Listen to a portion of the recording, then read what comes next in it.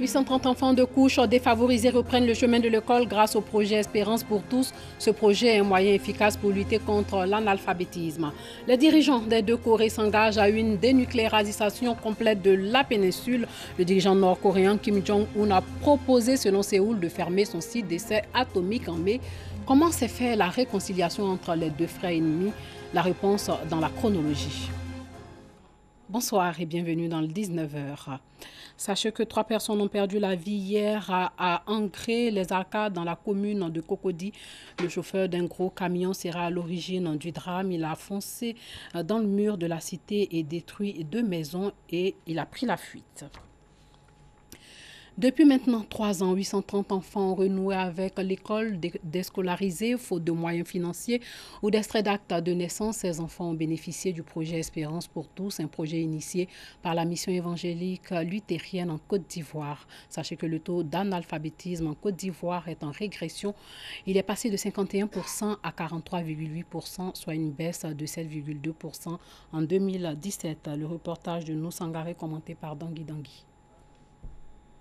Chimène, 13 ans, est bénéficiaire du projet Espérance pour tous, un projet initié par la mission évangélique luthérienne en Côte d'Ivoire, MELSI, et qui vise à lutter efficacement contre l'analphabétisme. Elle qui avait arrêté les études, faute de moyens, reprend aujourd'hui le chemin de l'école. Enfant, je ne partais pas à l'école. J'aidais ma maman à travailler et à faire le commerce. Aujourd'hui, grâce à la MELSI, je reprends mes cours de l'école. Comme la jeune Chimène, 830 enfants ont pu bénéficier de ce projet qui a pour but de favoriser la scolarisation des enfants démunis. Avec ces enfants, puisque le nombre est restreint, les enfants sont bien, ils assimilent bien les cours. Et il faut dire que le niveau est aussi haut. Nos programmes sont disputés par le bien des conseillers qui ont établi nos programmes, nos manuels et nos guides pédagogiques. Sur 700 enfants que nous devons encadrer, nous avons eu à encadrer 830 enfants. Ces enfants, pour la plupart, certains ne vont pas à l'école parce qu'ils n'ont pas d'acte de naissance. Et donc, étant réfugiés dans tous les établissements scolaires, nous avons eu l'occasion de les récupérer et avec les mairies, avec d'autres ONG partenaires avec qui nous avons travaillé. Et nous pouvons compter 207 enfants à qui nous avons pu donner dans nos classes passerelles. Ce projet piloté dans le district d'Abidjan a permis la construction de 9 classes passerelles dans les communes d'Abobo et d'Atekoubé. Cette année, par exemple, sur 20 élèves que nous avons mis à l'école, il y a 16 qui ont pu avoir l'entrée en 6e après 3 années d'école. 3 années d'école. Et dans nos classes de CPI que nous appelons CP1, CP2, c'est des classes qu'on met ensemble. Et donc, en 3 ans, l'enfant fait l'entrée en 6e. Et ces enfants sont brillants pour ceux qui ont été intégrés dans le système formel. Les maîtres, les directeurs qui les ont reçus expriment du fait qu'ils sont satisfaits de ces enfants-là. Après 3 années d'action communautaire, le projet se retire au profit du ministère de l'Éducation nationale. Raoul Koné, directeur de cabinet adjoint du ministre Kandia Kamara, a, au nom du ministre, exprimé sa gratitude aux initiateurs du projet pour leur contribution à la scolarisation des enfants défavorisés. Le directeur de cabinet adjoint du ministère de l'Éducation nationale a invité les chefs d'établissement à faire bon usage des classes passerelles qui seront désormais sous leur gestion. Fini les obstacles à l'écoulement des produits agricoles de Garango. Un pont relie désormais cette localité du centre du pays à des campements, zones de production agricole. Garango est le village le plus peuplé de la commune de Boisflé et le vivrier agricole de la région de la Maraoué. 18 millions de francs CFA investis par la mairie de Boisflé dans la construction de ce pont. L'ouvrage vient d'être officiellement remis aux populations. Le reportage de Léon Bro. Garango, plus de 8000 âmes à consonance agriculteurs à 4 km de Boisflé. D'ici sortent chaque année plus de 19 000 tonnes de cacao, 100 tonnes de café et 300 remorques de bananes. Mais que de difficultés des zones de production vers les différents marchés, surtout en saison de pluie. À l'origine, le manque de pont sur cette rivière, affluent du fleuve Bandama. C'était bois, on a mis sur le pont. Mais quand le fleuve déborde, le bois disparaît. Même pour passer, même pour aller prendre nos bagages, on a des difficultés. Ce calvaire, plus qu'un vieux souvenir pour les populations de Garango. À la place du pont de fortune, désormais, une infrastructure moderne sur l'affluent du fleuve Bandama.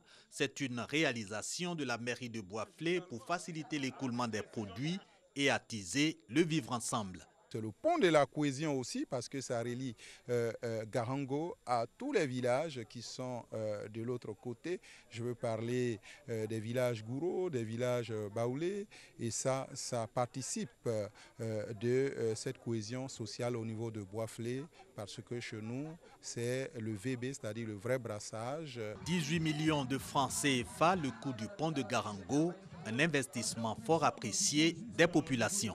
Avant, ici, là, il y a plein de l'eau. Quand il pleut, on ne peut pas aller chercher produits. Mais maintenant, on remercie Dieu, il y a pont maintenant. On s'en va chercher nos produits sans problème. Nos produits sortent 24 sur 24. Et nous disons beaucoup merci au docteur Lébi Lucien. Le pont Léyebi, du nom du maire de Boisflé, un instrument de cohésion pour inciter les populations du village cosmopolite de Garango au travail.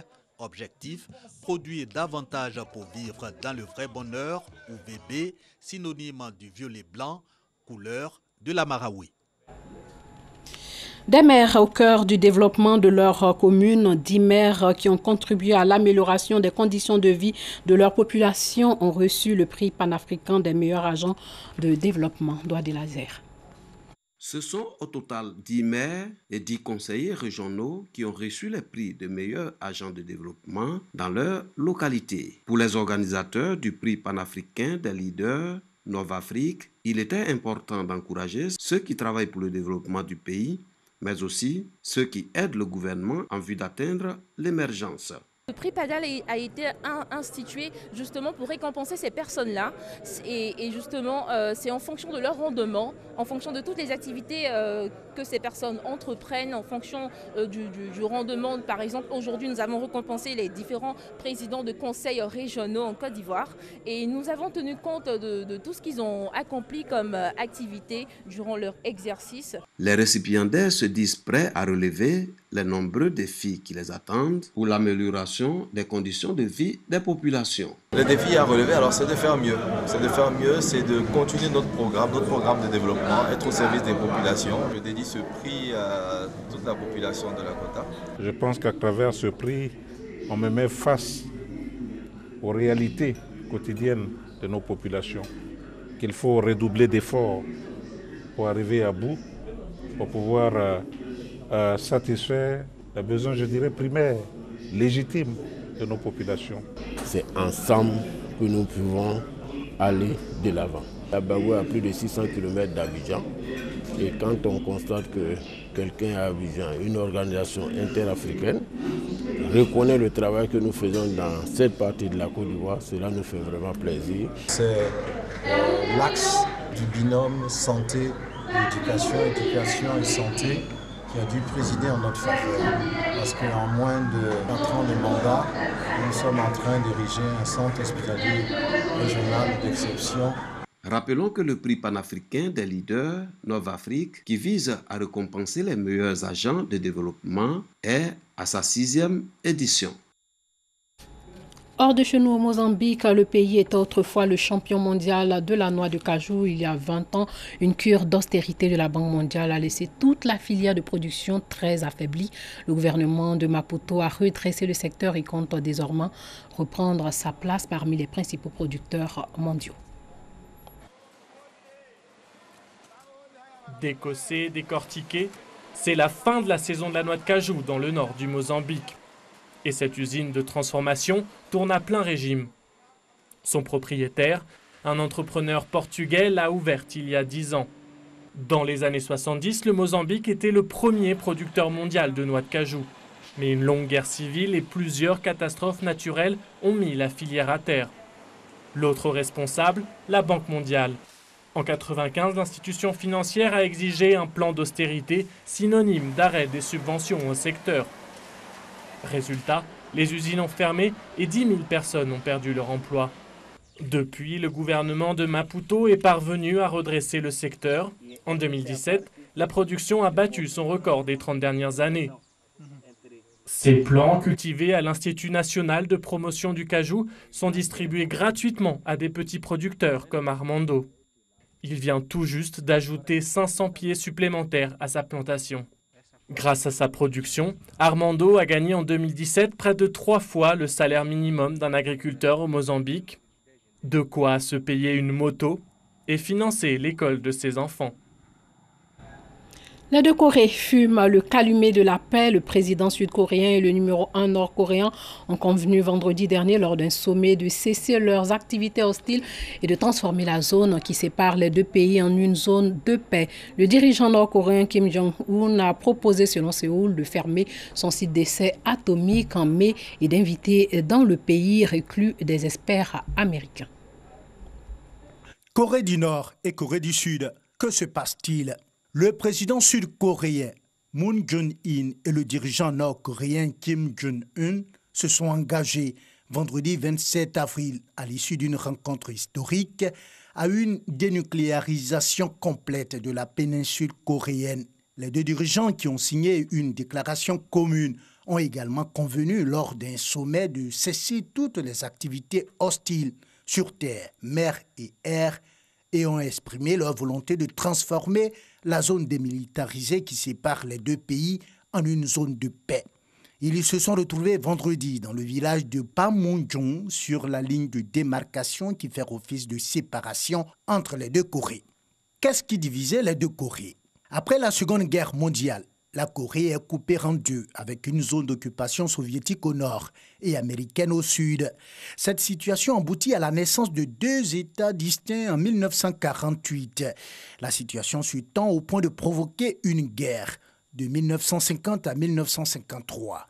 Les négociations reprirent et la guerre s'acheva le 27 juillet 1953 lorsqu'un pacte de non-agression fut signé. L'accord restaurait la frontière entre les deux Corées près du 38e parallèle et créait une zone coréenne démilitarisée, une zone tampon fortifiée entre les deux nations coréennes. D'où est venue la réconciliation? Cette exceptionnelle détente est apparue depuis que Kim a surpris en annonçant le 1er janvier que son pays participerait aux Jeux olympiques d'hiver organisés au Sud. Puis cette poignée de main pour l'histoire. Un défilé en commun et deux hockeyeuses, l'une du Nord, l'autre du Sud, unies lors des Jeux olympiques d'hiver 2018 à Pyeongchang, en Corée du Sud, en février dernier, multipliant des symboles de paix encore impensables. Quelles sont les actions posées par la Corée du Nord en faveur de la paix? Le leader nord-coréen Kim Jong-un annonce suspendre les tests nucléaires et lancements de missiles du régime, ainsi que la fermeture d'un site de tests nucléaires à partir du 21 avril pour prouver sa volonté de suspendre les tests nucléaires. Peu après l'annonce, le président américain Donald Trump a salué une très bonne nouvelle pour la Corée du Nord et le monde. Puis l'atmosphère a radicalement changé, comme le montre la suspension le jour du sommet. Les exercices militaires américano-sud-coréens commencés le 1er avril. Ces manœuvres ont toujours mécontenté la Corée du Nord qui y voit une menace directe contre elle. Et après, Donald Trump et Kim Jong-un se déclarent prêts à une rencontre historique, probablement début juin. 5 lieux seraient en tout cas en discussion pour accueillir l'événement. En août sera organisée une nouvelle réunion des familles séparées depuis 65 ans. Les deux voisins ont indiqué qu'ils chercheraient à rencontrer les États-Unis, peut-être aussi la Chine, en vue de déclarer la fin de la guerre et d'établir un régime de paix permanent et solide sur la péninsule. Et la Corée du Nord a proposé à son voisin du Sud de fermer son site d'essai atomique en mai prochain. Voilà, c'est tout pour ce soir. Merci de nous avoir suivis surtout. Portez-vous bien.